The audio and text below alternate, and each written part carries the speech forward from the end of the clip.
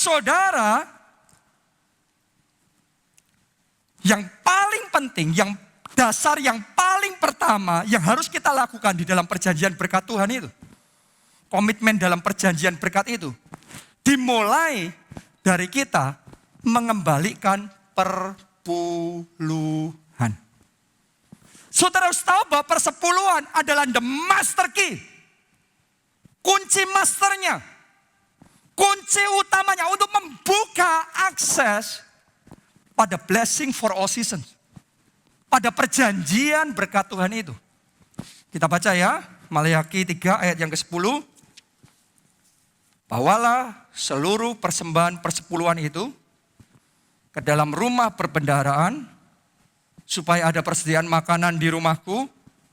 Dan ujilah aku, firman Tuhan semesta alam, apakah aku tidak membukakan bagimu tingkap-tingkap langit dan mencurahkan berkat kepadamu sampai berkelimpahan. Boleh nggak lihat ke depan sini? Yang baru saja kita baca ini ayat firman atau bukan? Ayat firman ya, ini ayat dalam Alkitab kan? Dan yang ngomong Tuhan sendiri. Tapi boleh nggak saya minta saudara rasain di hati saudara. Waktu ayat ini dibacakan langsung keterima enak di hati. Atau kayak ada perlawanan di hati. Padahal ini firman loh. Makanya saya ngomong begini sama saudara. Tadi Alkitab sudah kasih tahu kita. Ada orang-orang yang memang dikasih karunia untuk mengerti rahasia kerajaan surga. Mereka lah orang yang bisa menerima. Bisa mengerti. Tanpa karunia itu, saudara boleh pintar, IQ saudara boleh tinggi. Anda tidak punya kemampuan untuk memahami rahasia kerajaan surga. Hanya oleh pertolongan Roh Kudus, kebenaran yang sederhana ini bisa masuk di hati kita. Kita bisa ngerti. Ya mungkin sebagian ada yang ngomong, Pak, persepuluhan itu cuma di perjanjian lama. Jawaban saya sama saudara, di perjanjian baru pun Tuhan Yesus sendiri yang memberi perintah, menginstruksikan untuk kita mengembalikan persepuluhan. Kita baca ya, di Matius 23 ayat yang ke-23.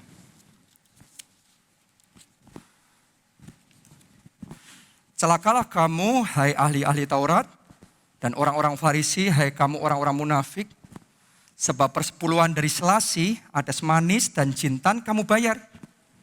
Tetapi yang terpenting dalam hukum Taurat, kamu abaikan, yaitu keadilan, belas kasihan, dan kesetiaan.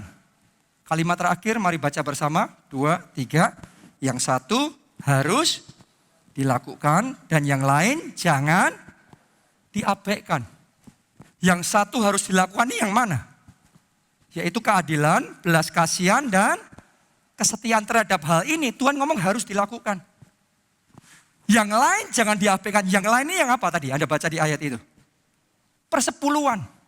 Tentang persepuluhan, Tuhan Yesus ngasih perintah. Jangan diabaikan. Jadi ini perintah yang langsung keluar dari mulut Tuhan kita, Yesus Kristus, tentang persepuluhan. Jangan diabaikan. Tapi berapa banyak anak Tuhan yang mengabaikan persembahan persepuluhan. Simple terus tapi gak bisa paham. Tanpa karunia memang gak bisa. Itu sebabnya saya berdoa hari ini Anda dapat karunia untuk mengetahui rahasia kerajaan surga itu. Oke, sehingga kita bisa ngerti. Karena Tuhan ngomong yang satu, yang lainnya jangan diabaikan. Saya dulu waktu kecil sering mengabaikan tentang kebenaran firman Tuhan. Karena saya belum mengerti firman Tuhan, jadi namanya anak kecil saudaraku ya. Kalau ibadah di gereja, saya tahu waktu doa persembahan diucapkan, next, berikutnya kantong persembahan akan diedarkan. Jadi saya tahu waktu doa persembahan itu waktunya saya ke toilet. Kenapa? Karena saya berharap ya waktu saya kembali kantongnya sudah lewat. Buat saya itu adalah kesempatan. Tapi tanpa saya sadar saya mengabaikan itu. Berapa banyak anak Tuhan yang selama hampir setahun masa pandemi ini sudah mengabaikan persepuluhan. Selama masa setahun, masa pandemi ini, bahkan gak pernah memberikan persembahan. Apalagi sekarang karena persembahan nggak lagi diedarkan dengan kantong persembahan, semuanya kan by transfer. Jadi benar-benar kita itu punya freedom, total freedom, kebebasan total. Dan memang itu seharusnya seperti itu.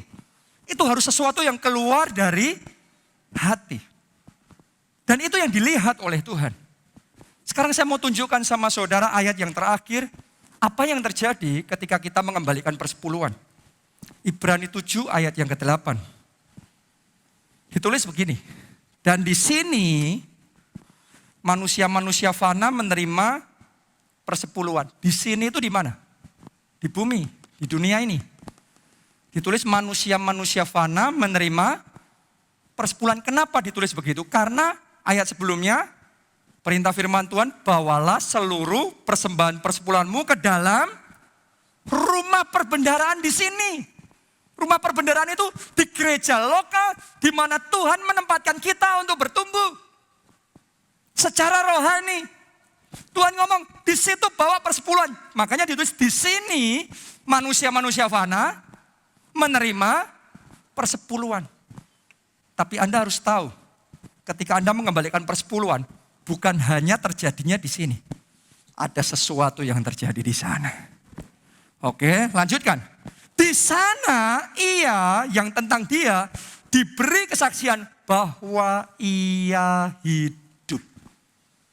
Anda kalau baca kata-kata ini susah untuk paham. Anda boleh baca di Alkitab bahasa Inggrisnya, gampang sekali memahaminya. Intinya gini, di sini waktu kita mengembalikan persepuluhan, manusia-manusia fana yang menerima. Tapi saat kita lakukan itu, di sana ia, Tuhan kita Yesus Kristus yang menerima pengorbanan saudara. Menerima ketaatan saudara. Jadi ketika Anda mengembalikan persepuluhan, dua hal terjadi. Di sini dan di sana. Doa saya persepuluhan saudara sampai di hadapan tahta Tuhan berkenan dan menyukakan hari Tuhan. Dan kalau sudah yang di sana nyampe, tingkap-tingkap langit dia bukakan dan dia akan perintahkan berkat dicurahkan sampai berkelimpahan kepada kita.